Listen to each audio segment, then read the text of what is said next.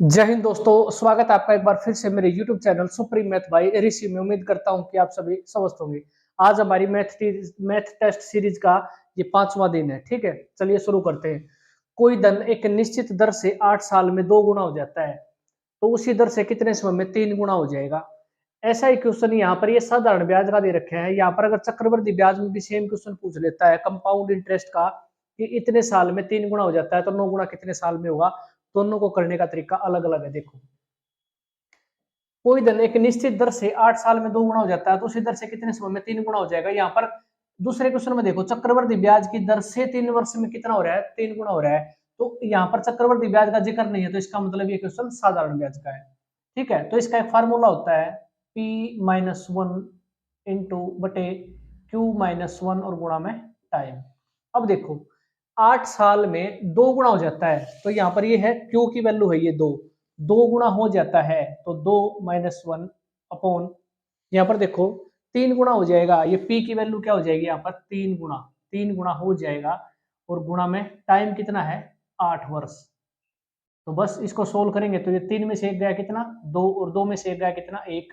तो रह गया क्या? तो 8 गुणा में 2 यानी कि 16 वर्ष।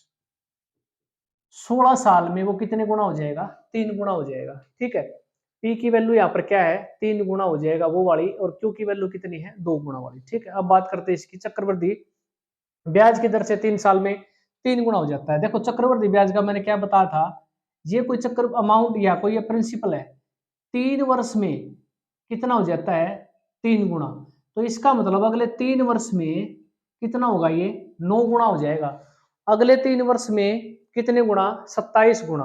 ठीक है, तो ऐसे ही करते हुए चलते चलेगा ये चक्रवृद्धि ब्याज। तो यहाँ पर 3 वर्ष में, अब ये देखो P से कितना हो गया? ये 9 गुना हो गया। यहाँ पर 3 साल और यहाँ पर 3 साल, टोटल कितना? 6 वर्ष। तो आपका आंसर भी यही होगा, 6 वर्ष में कितना हो जाएगा? 9 गुना हो जाएगा। दूसरा तरीका भी बता देता हूं आपको। देखो, 3 वर्ष में 3 गुना हो जाता है। 3 गुना होने का मतलब है 3 की पावर 1। कितने वर्ष में हुआ है? 3 साल में, यानी 1 यूनिट की वैल्यू यहाँ पर 3 है, तो 9 गुना हो जाएगा। तो ये देखो 3 गुना है, तो यहाँ पर भी इसका मल्टीपल मिलेगा आपको, 3 का ही मल्टीपल मिलेगा। वो पूछ सकता था यहाँ पर 27 गुना कितने साल में होगा। ठीक है, तो भी कोई दिक्कत नहीं थी। 9 गुना का मतलब है 3 की पावर 2। तो इसको पावर को भी हम क्या करेंगे? 3 से गुणा कर देंगे, तो 3 दूनी 6, तो भी आंसर हमारा इतना आना था। ठीक है, बाकी ये तरीका भी अच्छा है। P से कितना? 3 गुना हो गया, 3 से 9 गुना हो गया, तो 3 वर्ष, फिर अगले 3 वर्ष में 9 गुना, तो 6 वर्ष टोटल।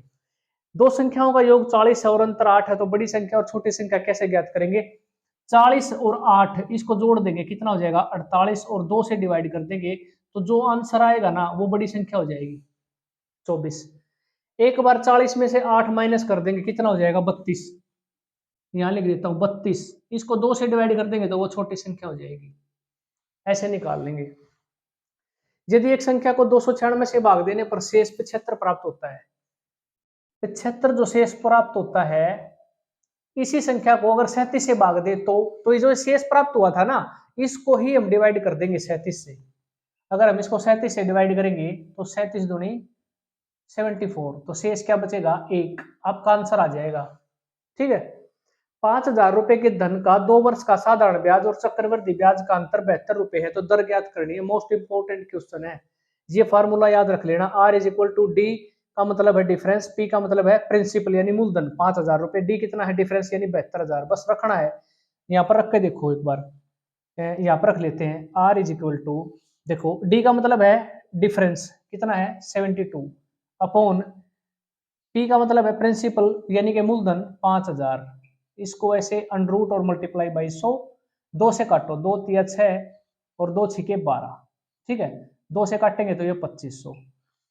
अब ये अंडरूट है, किसका अंडरूट है? ये देखोगे, देखेंगे 6 का स्क्वायर है ये। ठीक है, इसका निकालेंगे तो ये हो जाएगा 36 किसका स्क्वायर होता है? 6 का, और 2500 किसका होता है? 50 का। तो अंडरूट कैंसिल हो गया, तो 100 गुणा में कर दिया, तो 50 से काटेंगे, 50 दूनी 100 और 6 दूनी 12, तो दर क्या रहेगी? 12%। बस इस फार्मूले को याद रख लेना, R is equal to under root D difference upon principal into 100।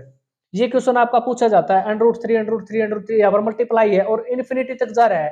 अगर इन्फिनिटी तक जा रहा है तो इसका मतलब जो भी वैल्यू दे रखी है, जो डिजिट यहाँ पर है 3, तो आंसर भी आपका क्या हो जाएगा, 3 हो जाएगा।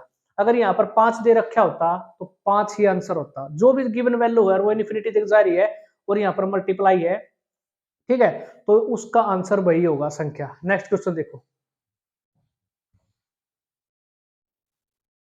5/6, 1/2, 3/4 का एलसीएम ज्ञात करना है, लघुत्तम समापवर्तक। जब भी ऐसा क्वेश्चन पूछा जाता है ना, तो ये होता है अंश, ये होता है हर।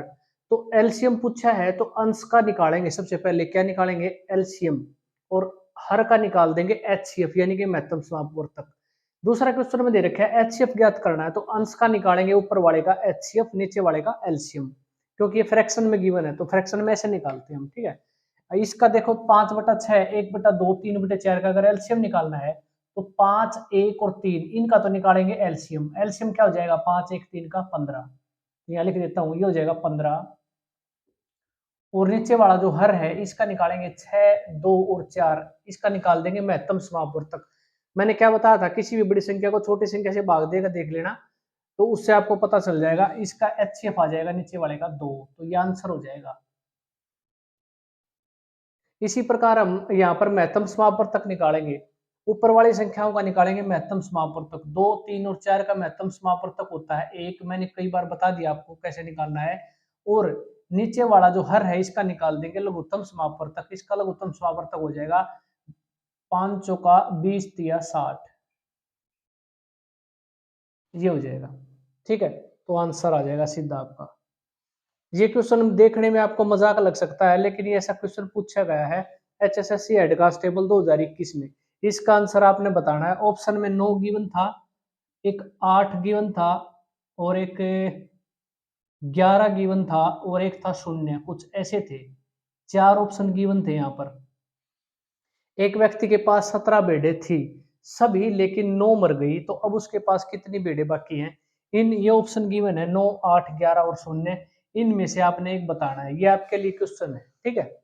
अब बात करते हैं इस क्वेश्चन की। तो 2 की power 2x is equal to 64 है, तो x किसके बराबर होगा। देखो, जब भी आपको घातांक और करने के क्वेश्चन मिलते हैं तो उसमें करना क्या होता है, आपको बेस बराबर करना होता है। यहाँ पर देखो बेस में क्या है, 2 की पावर 2x है, और यहाँ पर क्या है 64 है। तो ये 64 को हम क्या कर लेंगे, इसको 2 की पावर में कन्वर्ट करके देख लेंगे एक बार। यहाँ पर बेस बराबर ले आएंगे, यहाँ पर 2 है तो यहाँ पर भी 2 ले आएंगे। तो 64 2 की पावर कितनी होता है, 2 की पावर देखो, 2 दूनी 4, दूनी 8, दूनी 16, दूनी 32, दूनी 64, तो 2 की पावर 6, यानी कि 2 को अगर हम 6 बार गुणा करें तो 2 की power 2x is equal to 2 की पावर 6, 64 को लिख देंगे 2 की पावर 6, ठीक है। अब हमारा ये क्या हो जाएगा, बेस बराबर हो जाएगा ये, ठीक है। बेस अगर बराबर हो जाता है तो कंडीशन होती है, जो ये पावर होती है ये बराबर होगी, इक्वल, यानी कि 2x इज इक्वल टू 6 के बराबर हो जाएगा, और x इज इक्वल टू 6/2 यानी कि 3, तो आंसर आ जाएगा 3। बस इस तरह के क्वेश्चनों में आपको ख्याल क्या रखना होता है, जब भी आपको पावर वाले क्वेश्चन मिलते हैं तो बेस बराबर कर लेना, आपका आंसर आ जाएगा। जैसे ये क्वेश्चन है, देखो 3 की पावर x माइनस 13 अगर 27 के बराबर है, ये पूछे गए क्वेश्चन है, एचएसएससी में पूछा गया था ये क्वेश्चन। तो x की वैल्यू क्या होगी, देखो, तो x की वैल्यू निकालनी है, तो इस 27 को 3, यहाँ पर 3 है तो इसको 3 की पावर कितना लिख सकते हैं, 3 की पावर 3 लिख सकते हैं। तो यहाँ पर गिवन ऑलरेडी है x माइनस 13। अब बेस बराबर हो गया तो पावर क्या हो जाएगी, बराबर, तो x माइनस 13, तो x minus 13 is equal to 3 के लिख सकते हैं, तो x को हम लिख सकते हैं 13, इधर जाकर क्या हो जाएगा प्लस का, तो 13 और 3 16, ये आंसर हो जाएगा। ऐसे इन क्वेश्चनों को हम सोल्व कर लेंगे। मिलते हैं अगली क्लास में, तब तक के लिए जय हिंद।